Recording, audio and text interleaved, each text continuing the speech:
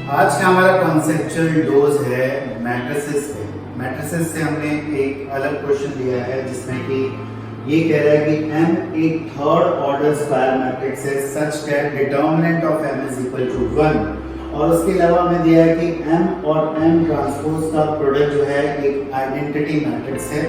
हमें बताना है determinant of m minus identity. यहाँ पे कुछ गलतियां होती हैं फिर भी आंसर जो है वो सही आता है, तो उन गलतियों को समझते हैं क्या क्या एरर हमारा हो सकता है।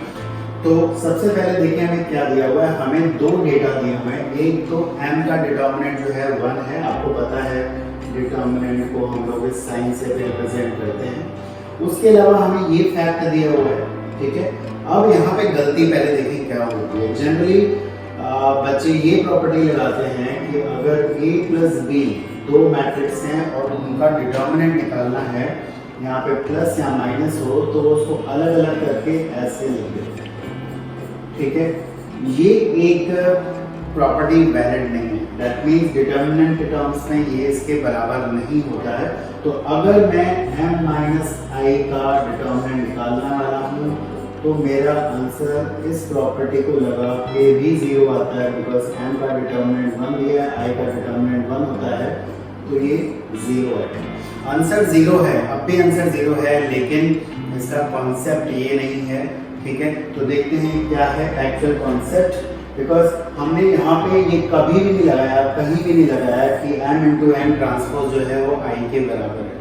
और मैथ्स में कोई भी फैक्ट ऐसा नहीं दिया जाता है जो आपका यूज ना हो रहा हो, बहुत रेयर चांसेस ऐसे होते हैं। तो देखते हैं किस तरह से हम करेंगे। तो हमें बच्चों निकालना है डिटर्मिनेंट ऑफ m माइनस आई। हम क्या करते हैं कि इस प्रॉपर्टी को यूज करने के लिए इसको मैं m ट्रांसपोज से दोनों तरफ मल्टीप्लाई कर देता हूँ। अब अगर इसको मैं ओपन करूं तो क्या आएगा मेरे पास? मेरे पास आएगा m into m transpose minus m transpose, ठीक है। ये हमारे पास कुछ ऐसा आने वाला है। अब इसको कैसे करेंगे ये भी समझने वाले हैं। अब यहाँ पे मैं क्या कर रहा हूँ, मैं दोनों तरफ डिटर्मिनेंट लूंगा, लेकिन उससे पहले जो हमारे पास डेटा दिया हुआ है कि ये i के बराबर है, इसको मैं i लिख देता हूँ, i माइनस m ट्रांसपोज, ठीक है। अब अगर मैं दोनों तरफ डिटर्मिनेंट लेता हूँ, इसका भी डिटर्मिनेंट लेता हूँ, ठीक है। यहाँ पे अगर दो मैट्रिक्स अगर बराबर हैं तो उनका डिटर्मिनेंट भी क्या होगा, सेम होगा। तो कुछ ऐसा मेरे पास आता है। डिटर्मिनेंट की एक प्रॉपर्टी हमें मालूम है कि अगर दो मैट्रिसेस मल्टीप्लाई हो रहे हैं तो उनका आप अलग अलग डिटर्मिनेंट ले सकते हो। अगर दोनों स्क्वायर मैट्रिसेस हैं तो डेफिनेटली ये भी स्क्वायर मैट्रिक्स है, ये भी स्क्वायर मैट्रिक्स है, तो मैं अलग अलग डिटर्मिनेंट ले सकता हूँ, बिकॉज डिटर्मिनेंट एक स्क्वायर मैट्रिक्स का ही डिफाइंड होता है। अच्छा, यहाँ पे क्या होगा ये भी हम समझ लेते हैं।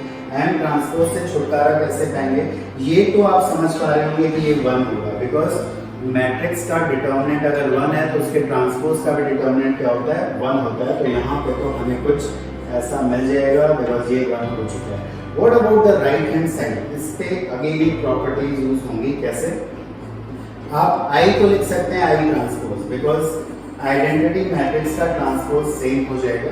अब यहाँ पे हम लोग क्या प्रॉपर्टी यूज करें जरा देखते हैं। इसको मैं लिख सकता हूँ बच्चे, अगर मैं इसके ट्रांसपोज को डिस्ट्रीब्यूट करता हूँ तो ऐसा आता है, तो इसको मैं इस तरह से लिख सकता हूँ। अब जरा यहाँ पे ध्यान दीजिए, ठीक है। अब ये भी हमें समझ में आ रहा है कि i माइनस m का जो डिटर्मिनेंट होगा उसके ट्रांसपोज का डिटर्मिनेंट क्या होगा, वो सेम होगा। दैट मीन्स इसको मैं ऐसे लिख सकता हूँ। अब मैं यहाँ पे एक माइनस साइन कॉमन ले रहा हूँ। अगेन एक इम्पॉर्टेंट प्रॉपर्टी हम यूज करते हैं। अगर किसी भी डिटर्मिनेंट पे k कांस्टेंट है और उसको आप बाहर लेते हो तो k के ऊपर n पावर आ जाती है। प्लीज ध्यान दीजिए, k के ऊपर n पावर आ जाती है, जहाँ पे n जो होता है वो ऑर्डर होता है a का। तो अगर मैं यहाँ पे माइनस साइन बाहर लूंगा, क्योंकि ये थर्ड ऑर्डर है, तो माइनस आ जाएगा बाहर और यहाँ पे आ जाएगा m माइनस n। अब आप देख पा रहे हैं these two things are same और यहाँ पे माइनस साइन लगा है, और इस ऑपरेशन के बाद हम ये देख पाएंगे this is equal to twice of m minus i which is equal to 0. So from here we can say the determinant of m minus I is again 0. तो ऑप्शन तो वही करेक्ट आना था जो हमने गलत तरीके से किया था, तब भी 0 आ रहा था, अब भी 0 आ रहा है। बट यहाँ पे आप देख पा रहे हैं हमने 2-3 प्रॉपर्टीज को यूज किया। एक प्रॉपर्टी आई कैन रिकॉल कि एम ट्रांसपोज है रैंक का डिटर्मिनेंट क्या होता है, सेम होता है। एक अगर हम माइनस बाहर लेते हैं तो किस तरह से माइनस बाहर आ रहा है यूजिंग दिस इंपॉर्टेंट प्रॉपर्टी। ये कुछ प्रॉपर्टीज हैं जो जेई और जेई मेंस और एडवांस के क्वेश्चंस में बहुत ज़्यादा यूज होती है।